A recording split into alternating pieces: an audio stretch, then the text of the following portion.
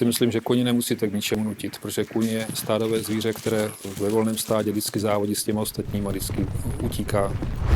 Každý z těch koní má snahu předběhnout toho druhého. Je to o tom, že to chvilku trvá ten výcvik, musíte začít od menší překážek ke složitější, musíte kůň sbírat zkušenosti.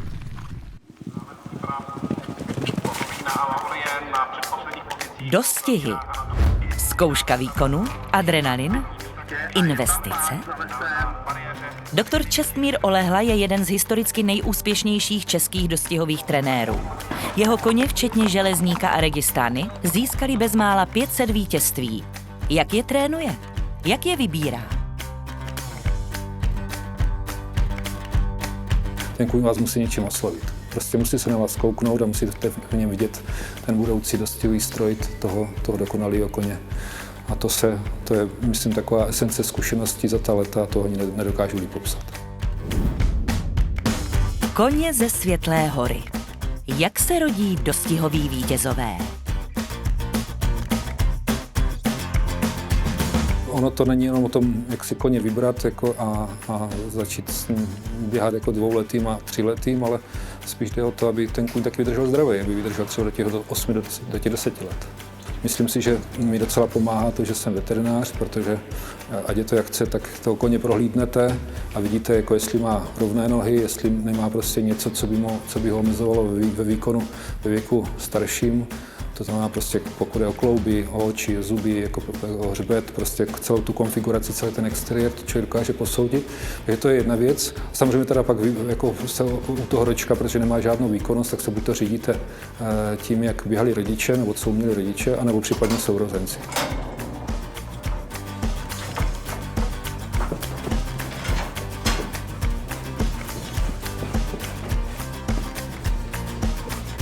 Čestmír Olehla vystudoval v Brně Vysokou školu veterinární a to se v jeho trenérském přístupu hodně odráží. Sportovní trénink kombinuje s moderními rehabilitačními postupy a optimální výživou. Koně pravidelně váží a pečlivě zaznamenává výsledky. Podle těch pak přizpůsobuje jak krmné dávky a výživu, tak intenzitu tréninku. Cílem metody průběžného vážení je dosáhnout u každého koně takzvané optimální váhy.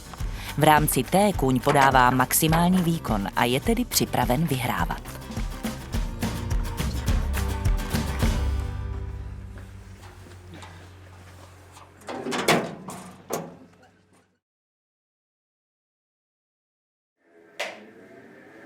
Koním se ve stájích u doktora Olehly dostává stejné péče jako profesionálním sportovcům. Solárium prohřívá a uvolňuje svaly po tréninku, pomáhá koním zrelaxovat. Zvířatům je příjemné a navíc usnadňuje jarní vylínání. Mezi další fyzioterapeutické vybavení patří magnetická deka. Podle nastavení frekvence magnetických vln dokáže buď před výkonem svaly stimulovat, nebo koňské tělo po závodě uklidnit.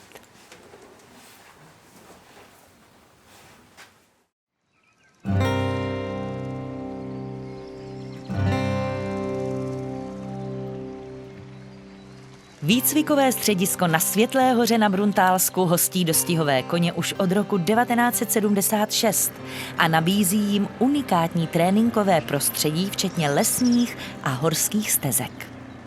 Tak ono v tom tréninku nebo výcviku toho koně jako musíte jako vždycky dávat pozor na všechno, protože když začne třeba u toho mladého koně, tam když ho takzvaně špatně obsednete, když se tam něco zvrtne, jakože ten kůň jako se něčeho lekne a ten tak jako může si nést jaksi psychické trauma, no prostě může to v něm zůstat hodně dlouho nebo i celý život. To samo třeba i se startovacími boxama, taky se může přihodit něco, co si ten kůň bude pamatovat, protože ten kůň si strašně dobře pamatuje, takže v podstatě všechno, co se stane špatně, je s rizikem, že si ten kůň to zapamatuje na celý život, takže se to prostě nesmí stát. To je to, co se týče skákání, co se týče přepravy v autě, no všeho. Prostě nesmí se stát nic špatného, co by si ten kůň zapamatoval.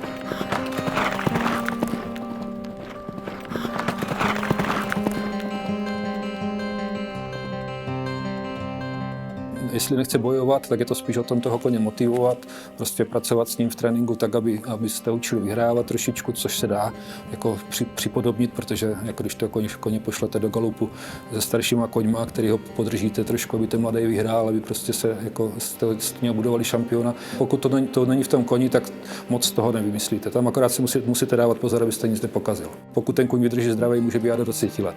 A můžete pilovat různé věci, jako to, co mu nepasuje.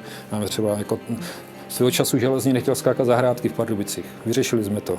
Jako teď třeba Červík má problém s irskou lavicí, podle mě to teď vyřešíme. To je to kouzlo, jako ten kouzelný přemýšlet o tom a řešit to, co ten kůň potřebuje. Na jednu stranu je to trénink, který musí být kvalitní a zase nesmí být příliš, protože jako to je taky špatně, když toho koně přetáhnete. Na druhou stranu je to výživa, která musí být v kombinaci s tím, jak si dokonalá. No a pak, když máte ještě skvělou partu lidí kolem sebe, tak prostě ten úspěch se musí dostavit.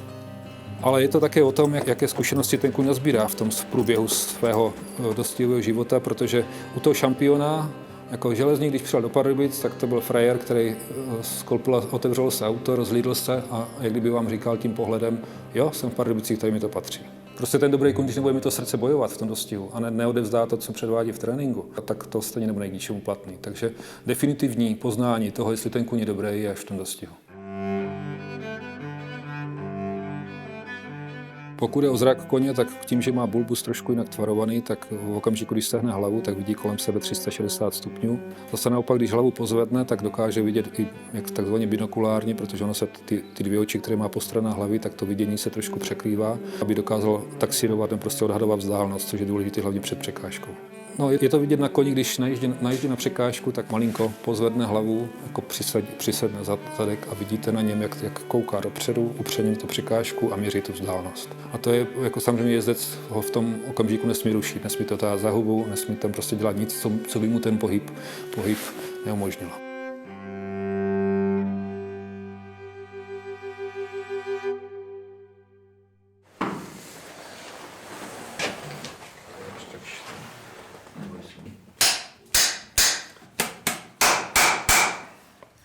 Pokud je ale o to dostihové kování, tak jako když si atlet obuje tretry, tak potřebujete mít lehčí nohu a rychlejší nohu, takže se používají hliníkové podkovy.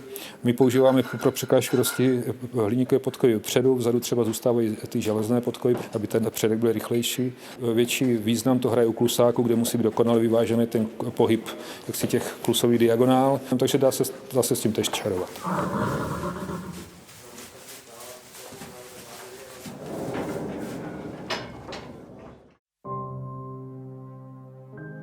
Strašně důležité jsou vztahy ve stáji, protože ať je to jak chce, já věřím v pozitivní energii. A pokud máte kolem sebe lidi, kteří mají stejný pocit, jako stejný tah na bránku, kteří jako v podstatě fungují jako jeden organický celek, kde jako jeden druhýmu dokáže poradit, ti koni to cítí a podle mě i takhle běhají.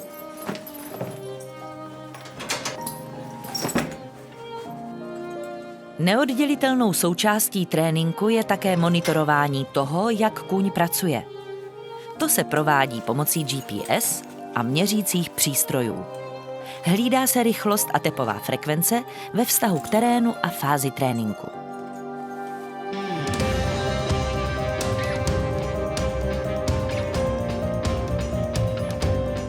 Hlavně pokud je ty dostihové koně, tak všechno je jinak, než bývalo. Protože jako v minulosti překážkový koně cváleli 40 minut, proto aby se naučili cválat, aby mohli běhat Velkou Pardubickou, to už je dneska všechno pryč. Dneska to jde cestou intenzity, když s tím překážkovým koněm chodíte, řekněme, krátké galupy jako pro jaksi budování nebo rozbourání té rychlostní bariéry a budování, posilování té rychlosti. Tréninkové metody, jako co byly před 20-30 lety, jako myslím si, že už nikdo z českých trenérů jako takhle netrénuje. Pokud je o ježdění, tak ať je to jak chce, tak zase tam bych jako zůstal, nebo držel bych se zpátky. Jako jednoznačně jsem zastáncem Caprilliho metody, jako toho přirozeného ježdění, protože jako nikdo nic lepšího nevymyslel od té doby. Všichni akorát hledají různé modifikace, ale prostě Caprilli, jako to vzniklo někdy v roce 1930, takže to má cesty do sebe. Takže tady vyšli ze stáje, začali klusat. Tady si docválali, zase domů, to byla taková krátká vycházka dneska. Pak šel galup, tepová frekvence 170 až 230, až po takový pík nakonec. Tady ho něco rozčílilo, protože měl mít 220, to bylo v kroku někdy blízko u stáje.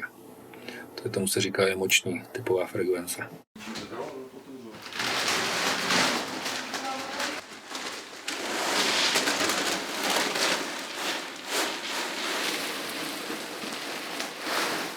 Výživa je strašně důležitá. Jako je to, na jednu stranu máte potenciál genetický, který ten kuň má, na druhou stranu máte trénink, ale prostě pokud to není ruku v ruce s tou výživou, protože ať je to jak chcete, toho koně musíte udržovat v jakési formě. Když mu přidáte práce a on vám přestane žrát, tak ten kuň jde prostě nevypadá kondičně dobře.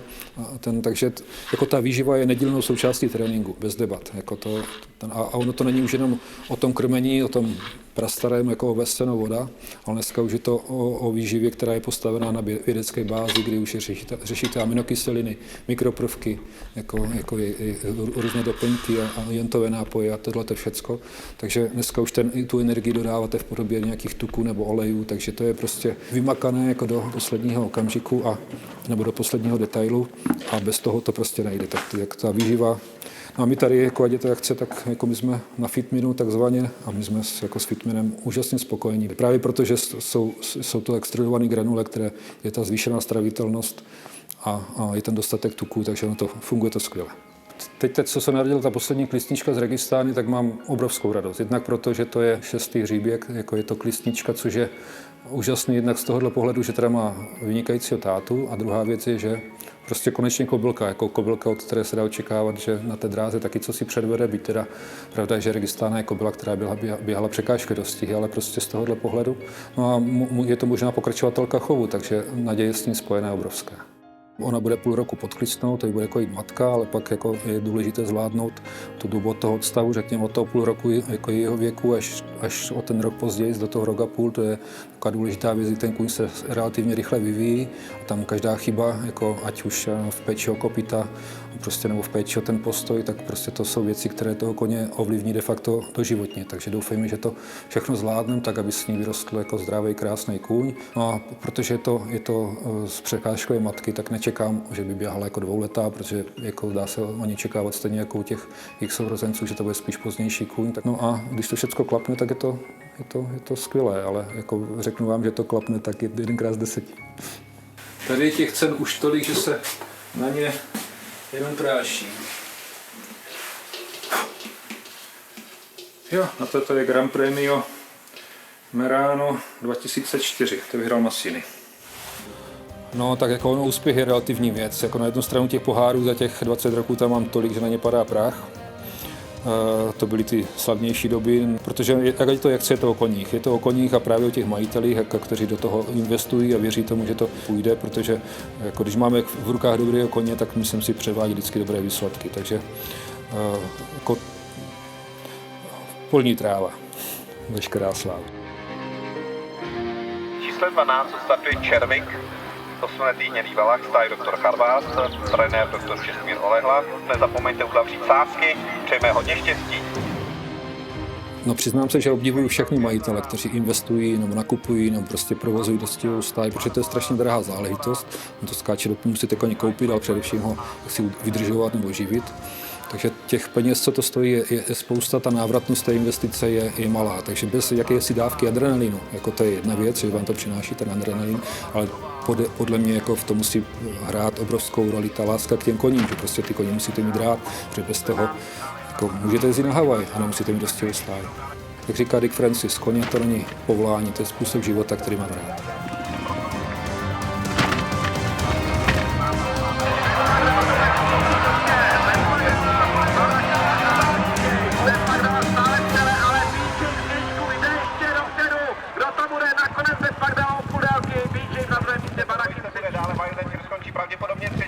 Ale kdo to bude, Červik nebo Hegnus? Červik pravděpodobně má více sil. Červik projel jako první, Hegnus na druhém místě.